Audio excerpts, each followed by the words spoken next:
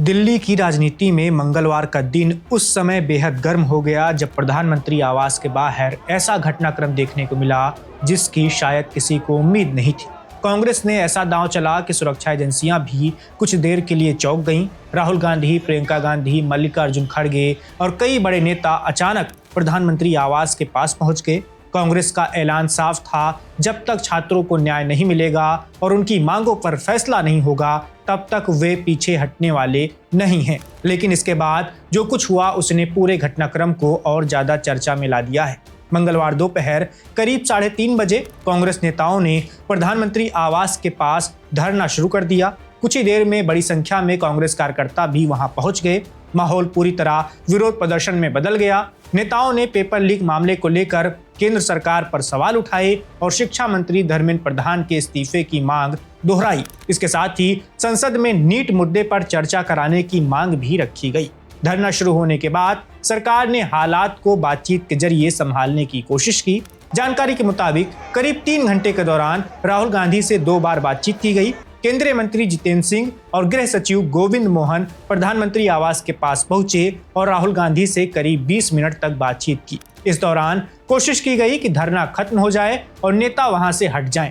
बाद में केंद्रीय मंत्री जितेंद्र सिंह ने सोशल मीडिया पर दावा किया कि राहुल गांधी की पहली मांग यानी नीट मुद्दे पर संसद में चर्चा कराने की बात सरकार ने मान ली थी। लेकिन इसके बाद राहुल गांधी ने दूसरी मांग भी रख दी। उन्होंने कहा कि शिक्षा मंत्री धर्मेंद्र प्रधान को भी इस्तीफा देना होगा। सरकार और कांग्रेस के बीच इसी मुद्दे पर सहमति नहीं बन सकी और बातचीत बेनतीजा खत्म हो गई। जब बातचीत से कोई रास्ता नहीं निकला तब पुलिस की गतिविधियां अचानक तेज हो गईं। प्रधानमंत्री आवास के आसपास पहले से मौजूद सुरक्षा बलों के साथ 100 से ज्यादा पुलिसकर्मी मौके पर पहुंच गए।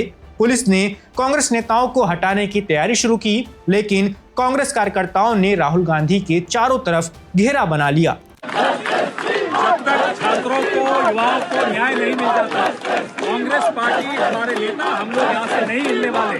दिन हो या रात, नरेंद्र मोदी को बाहर आना पड़ेगा। पूरी कांग्रेस पार्टी जो जहाँ है यहाँ आए और धरने पर बैठ जाए। नहीं हिलेंगे जब तक न्याय नहीं मिलेगा।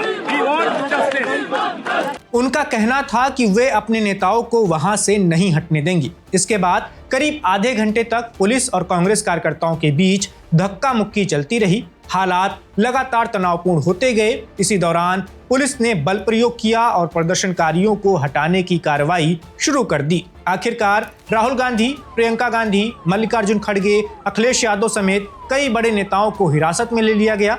बताया गया कि राहुल गांधी को हटाने के लिए एक साथ कई पुलिसकर्मियों को आगे आना पड़ा और उन्हें उठाकर बस तक ले जाया गया। इसके बाद सभी नेताओं को वहां से ले जाया गया और प्रधानमंत्री आवास के आसपास का इलाका खाली करा लिया गया। लेकिन इस पूरे प्रदर्शन की सबसे दिलचस्प कहानी इसकी तैयारी की रही। मंगलवार को कांग्रेस अध्यक्ष मल्लिकार्जुन खड़गे का जन्मदिन था। सुबह प्रधानमंत्री नरेंद्र मोदी, रक्षा मंत्री राजनाथ सिंह और कई अन्य नेताओं ने उन्हें शुभकामनाएं दी। इसके साथ ही कुछ समय बाद खड़गे ने ऐलान कर दिया कि छात्रों पर हुई पुलिस कार्रवाई के विरोध में वो अपना जन्मदिन नहीं मनाएंगे। दोपहर में राहुल गांधी, प्रियंका गांधी और कांग्रेस के कई बड़े नेता खड़गे के सरकारी आवास पहुंचे। बाहर मौजूद लोगों और सुरक्षा एजेंसियों को यही लगा कि सभी नेता जन्मदिन की बधाई देने आए हैं, लेकिन अंदर कुछ और ही तैयारी चल रही थी। बैठक खत्म होते ही किसी ने गाड़ियों का इस्तेमाल नहीं किया। सभी नेता अचानक पैदल ही प्रधानमंत्री आवास की तरफ निकल पड़े।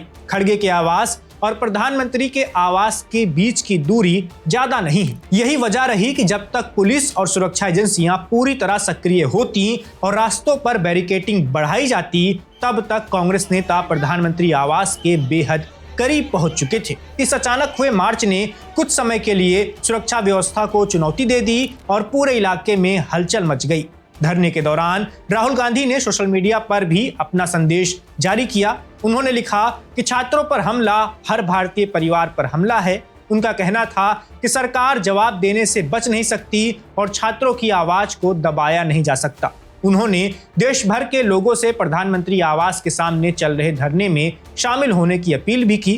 कांग्रेस नेता पवन खेड़ा ने भी साफ कहा कि जब तक छात्रों और युवाओं को न्याय नहीं मिलेगा तब तक कांग्रेस प्रधानमंत्री आवास के सामने से हटने वाली नहीं है। उन्होंने कहा कि दिन हो या रात, सरकार को छात्रों की बात सुननी ही पड़ेगी और देश भर के लोगों से आंदोलन में शामिल होने की अपील की।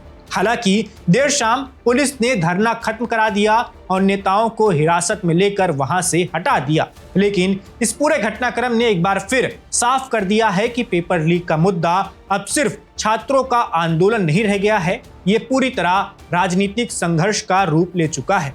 अब देखना होगा कि सरकार और विपक्ष के बीच ये टकराव आने वाले दिनों में किस दिशा में आगे बढ़ता है और क्या छात्रों की मांगों पर कोई बड़ा फैसला आने वाला है। इस वीडियो में बस इतना ही। मेरा नाम वैभव है, आप देखते रहिए वन इंडिया।